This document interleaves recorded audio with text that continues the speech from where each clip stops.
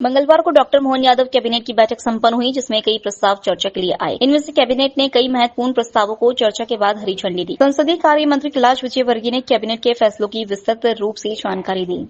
आप सभी जानते हैं कि हाई स्कूल और सेकेंडरी के परिणाम घोषित हुए हैं और मुझे कहते हुए बहुत प्रसन्नता है कि जिस प्रकार शासकीय स्कूलों में क्वालिटी एजुकेशन पे हमारी सरकार जोर दे रही है, उसका परिणाम इस रिजल्ट में साफ दिखाई दे रहा है। हाई स्कूल में इस बार लगभग 9,36,225 विद्यार्थी शामिल हुए थे और 76.22 मतलब 22% नियमित परीक्षार्थी उत्तीर्ण हुए हैं, जिसमें गवर्नमेंट स्कूल का परीक्षाफल 77.59% और अशासकीय विद्यालयों का 74.20% रहा है। ये जो हमारी सरकार ने शासकीय विद्यालय में क्वालिटी एजुकेशन इस दिशा में जो काम किया, उसका परिणाम है कि शासकीय विद्यालयों में इस बार परिणाम काफ़ी अच्छा रहा है। और जैसे हमारे देश के प्रधानमंत्री हमेशा कहते हैं महिला सशक्तिकरण, तो यहाँ पर भी हमें साफ दिखाई दिया। प्रावीण्य सूची में सर्वाधिक अंक कुमारी Pragya Jaiswal glorious public high school Singrauli द्वारा 500 में से 500 नंबर मिले। इस वर्ष नई शिक्षा नीति के अनुसार किसी भी विद्यार्थी को सप्लीमेंट्री नहीं दी गई, बल्कि नई शिक्षा नीति के अंतर्गत एक अवसर सभी परीक्षार्थियों को दिया जाएगा। जो पास हो गए वे भी यदि अपना परसेंटेज बढ़ाना चाहें, अपने आप को अपग्रेड करना चाहें, तो 1 महीने बाद परीक्षा दे सकते हैं। और जो पास नहीं हो सकें वे यदि पास होना चाहे तो 1 महीने का अवसर है। 17 जून के आसपास फिर से परीक्षा होगी और वो बैठ सकेंगे। ये नई शिक्षा नीति के अंतर्गत विद्यार्थियों को एक अवसर और दिया गया है। मध्य प्रदेश ऐसा करने वाला देश का तीसरा प्रदेश है और हमें ये बताते हुए प्रसन्नता है कि उसी प्रकार हायर सेकेंडरी स्कूल में भी लगभग 6,97,039 परीक्षार्थी शामिल हुए।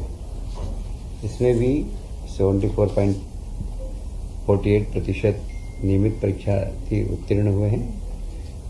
यह परीक्षा परिणाम विगत 15 वर्षों में सबसे सर्वश्रेष्ठ है। मैं फिर कहना चाहूँगा कि हमारी सरकार ने इस बार स्कूल एजुकेशन में क्वालिटी एजुकेशन दे हम इस पर जोर दिया था। उसका परिणाम है कि हमारे जो बच्चों के रिजल्ट हैं वो बहुत अच्छे आए हैं। और इसमें भी मुझे कहते हुए बहुत प्रसन्नता है कि शासकीय विद्यालयों का परीक्षाफल फिर से 75.79% एवं अशासकीय विद्यालयों का 72.47% रहा। मतलब इसमें भी शासकीय विद्यालयों में बच्चों ने अच्छे नंबर मारे हैं। प्रावीण्य सूची में भी सर्वाधिक अंक कुमारी प्रियल द्विवेदी, जो कि शासकीय कन्या उच्चतर माध्यमिक विद्यालय अमरपाटन सतना जिले की हैं। उन्होंने 500 में से 492 अंक प्राप्त किए हैं। इसमें फिर से मैं दोहराऊंगा कि इस नई शिक्षा नीति के अंतर्गत किसी को भी सप्लीमेंट्री नहीं दी गई है। 1 माह बाद वो फिर से जो फेल हो गए हैं वह अपना रिजल्ट सुधारने के लिए नई शिक्षा नीति 2020 के अंतर्गत द्वितीय अवसर उनको मिलेगा और वो परीक्षा का आयोजन हम जून 17 के आसपास करेंगे। मुझे ये बताते हुए बहुत प्रसन्नता है कि गेहूं के उपार्जन में मध्य प्रदेश ने इस बार फिर से रिकॉर्ड तोड़ खरीदी की है। पिछली बार हमने लगभग 40 लाख मेट्रिक टन के आसपास की थी, पर इस बार जो बोनस प्रोत्साहन राशि दी है 175 प्रति क्विंटल, उसके कारण लोगों ने बाजार में गेहूं नहीं बेचा और शासकीय खरीदी केंद्र पर जाकर गेहूं बेचा। Point number 1। पॉइंट नंबर 2, हमारी जो सिंचाई योजनाओं का लाभ अब गांव-गांव तक पहुंच रहा, हमारा सिंचाई का रकबा बढ़ रहा है, उससे भी वह साफ स्पष्ट होता है कि गेहूं का उपार्जन इस बार बहुत अच्छा हुआ, खेती बहुत अच्छी हुई है और इसलिए अच्छी तादाद में गेहूं खरीदा गया है। लगभग 5,85,000 किसानों से गत वर्ष 40 लाख मैट्रिक टन गेहूं का उपार्जन किया गया था। इस बार लगभग 8,76,000 से अधिक पंजीकृत किसानों से 15 मार्च से 5 मई की अवधि में किया गया है।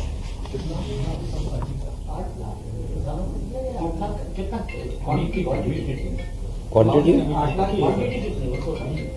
यह है 76 लाख मैट्रिक टन।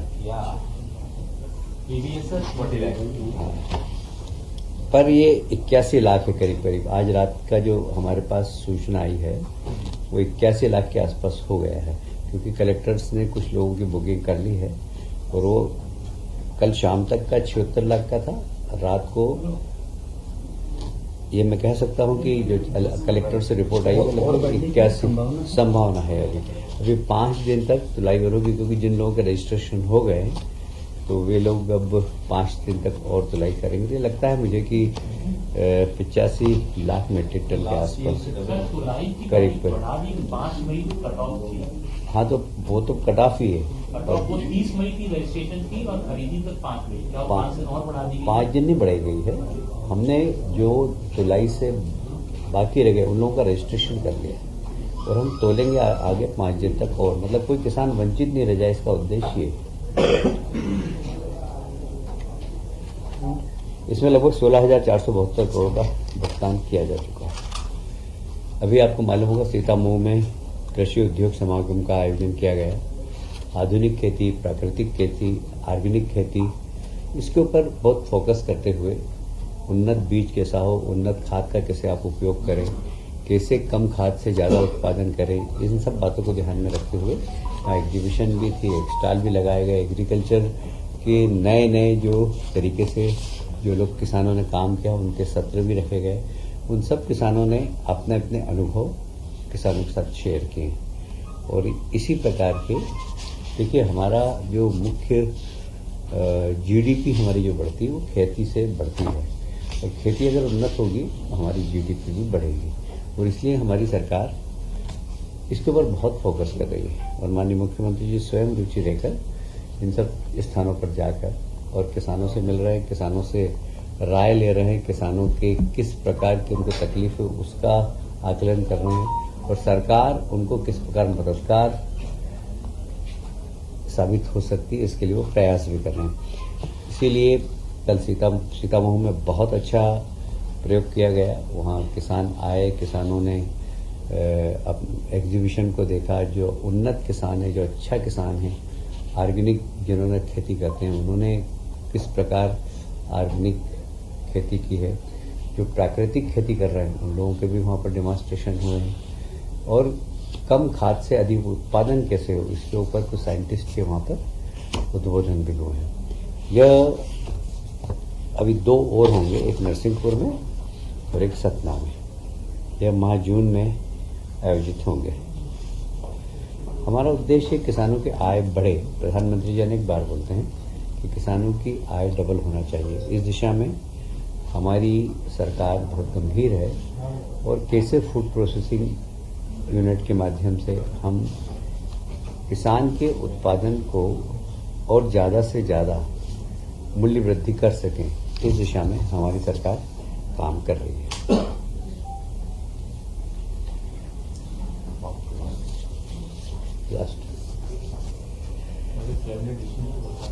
हाँ, पचमढ़ी अभ्यारण्य की सीमा जो थी उसमें बहुत सारी हमारी नजूल की भूमि भी थी। इसके ऊपर काफ़ी समय से केस चल रहा था। सुप्रीम कोर्ट से सरकार जीत गई है और जो राज्य शासन द्वारा वन्य जीव संरक्षण अधिनियम 1972 की धारा 18(1) के तहत इन सब क्षेत्रों के अंदर विकास प्रतिबंधित था। वहाँ की पचमढ़ी नगर खुद वन भूमि में था, ऐसा वन विभाग का कहना था। पर जब इसके ऊपर इसकी नफ्ती की गई, फिर इसके ऊपर वन विभाग और सरकार के निर्णय पर थोड़ा सा डिस्प्यूट था, तो कोर्ट गए, हाई कोर्ट गए। हाई कोर्ट ने सरकार के पक्ष में निर्णय दिया और नजुल की भूमि लगभग 395.931 हेक्टेयर नजुल भूमि है। अब पचमढ़ी में नजुल भूमि मिलने के बाद हम पचमढ़ी में किस प्रकार पर्यटकों को और आकर्षित कर सकते हैं, इस भूमि का किस प्रकार हम उपयोग करके पचमढ़ी को राष्ट्रीय और अंतर्राष्ट्रीय स्तर पर एक पर्यटक स्थल बना सकें, इसके लिए हम लोग काम करेंगे। और मैं समझता हूँ कि एक बहुत बड़ी सरकार की सफलता है, एक बहुत बड़ी जमीन का हिस्सा हमें मिला है जहाँ पर बहुत विकास की संभावनाएं हैं। आप सभी जानते हैं कि नक्सलवाद के खिलाफ केंद्र सरकार, हमारे गृह मंत्री जी बहुत सक्रियता से काम कर रहे हैं और नक्सलवाद को खत्म करने का उन्होंने संकल्प लिया है कि 2026 तक हम नक्सलवाद खत्म कर देंगे। और आप देख भी रहे हैं कि नक्सलवादियों का लगातार समर्पण हो रहा है। मैं अभी रायपुर गया था तो वहाँ के मुख्यमंत्री जी से मैंने बैठ की, तो कह रहे थे कि इतना संपर्क कर रहे हैं हमसे कि हम समर्पण करना चाहते हैं, समर्पण करना चाहते हैं, मरना नहीं चाहते हैं, हमारे बच्चों का भविष्य बचाइए। तो अब दौड़ दौड़ के समर्पण के लिए नक्सलवादी सरकार के पास खबर भिजवा रहे हैं। ये एक बहुत बड़ा सरकार के मूवमेंट का असर हुआ है। तो पर एक संभावना ये भी है कि कुछ लोग हमारे प्रदेश में, क्योंकि हमारे प्रदेश में भी नक्सलवाद नहीं है, तो ये 3 जिले हैं जो हमारे बालाघाट, मंडला और डिंडोरी, इसमें उनका आवागमन है, इसकी सूचना हमारे पास है। तो हम वहाँ पर वहाँ के गांव वासियों के बीच में से ही 850 ऐसे कार्यकर्ता हम खड़े कर रहे हैं जो कि वहाँ पर सरकार के लिए काम करें, गांव में कोई नक्सलवादी का मूवमेंट नहीं हो, इसके लिए सरकार को इन्फॉर्मेशन दे। इस दिशा में आज कैबिनेट ने 850 पदों का सृजन किया 1 साल के लिए और प्रति कार्यकर्ता को 25,000 रुपये मानदेय दिया जाएगा। ये नक्सलवाद को प्रति माह, तो लगभग इसमें 25 करोड़ का खर्चा आएगा 1 साल का। आज कैबिनेट ने इसकी स्वीकृति प्रदान की। हमारे नवगठित जिले हैं मऊगंज, मैहर और पांडुर्ना। इसमें खाद्य नागरिक आपूर्ति और उपभोक्ता संरक्षण विभाग के ऑफिस नहीं थे, इनके कार्यालय स्थापित करने की स्वीकृति दी है। उसके साथ ही नापतोल हेतु गठित नए जिले निवाड़ी, मैहर और पांडुर्ना में भी अलग से नापतोल विभाग के लिए कार्यालय गठित किए जाएंगे।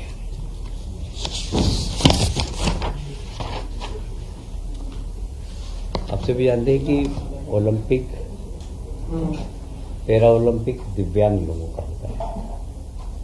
दिव्यांग बच्चे उसमें भाग लेते हैं। पेरिस, फ्रांस में जब ओलंपिक खेल हुए थे तो फ्रांस में, तो भारत ने हॉकी में कांस्य पदक जीता था। उसमें हमारे यहाँ का एक खिलाड़ी था जिसने, विवेक सागर नाम था उसका, नर्मदापुरम का, उसे सरकार ने 1 करोड़ रुपए दिए थे। जब दिव्यांग लोगों का ओलंपिक हुआ उसमें भी हमारे यहाँ के 2 बच्चे, रुबीना फ्रांसिस व कपिल परमार, ये जूडो में और शूटिंग में इन लोगों ने भी मेडल जीता था। तो उनकी मांग थी कि हमें भी ओलंपियन की तरह हमें भी 1 करोड़ रुपए दिए जाए, जबकि इनको 50-50 लाख रुपये देता था केजरीवाल। तो आज माननीय मुख्यमंत्री जी ने इस विषय को लाकर और 1-1 करोड़ रुपये देने की घोषणा की है। उसकी स्वीकृति आज कैबिनेट में दे दी गई है। जिला पेंशन कार्यालय हर जिले के अंतर्गत है। आप सभी जानते हैं कि पेंशनरों की संख्या कम होती जा रही है और वहाँ कर्मचारियों की संख्या काफ़ी है और अब ऑनलाइन पेंशनरों की समस्या काफ़ी निराकरण हो रहा है, इसलिए मैन पावर कम लग रहा है। तो हम अब जिले में कार्यालय रहेंगे अभी, पर उसमें मैन पावर अब कम करके वहाँ के कर्मचारी अगर दूसरे विभाग में लेना होगा तो वो लेंगे, और एक केंद्रीय पूरा पेंशन कार्यालय कंप्यूटराइज होगा, और कोई भी उनकी समस्या होगी तो असिस्टेंट के लिए वहाँ पर जिले में कार्यालय होंगे, तो वहाँ उनकी संख्या कम करना और एक केंद्रीकृत पेंशन प्रकोष्ठ का हम यहाँ पर गठन करके और पेंशनरों को अच्छी सुविधा मिल सके, इसके लिए हम प्रयास कर रहे हैं।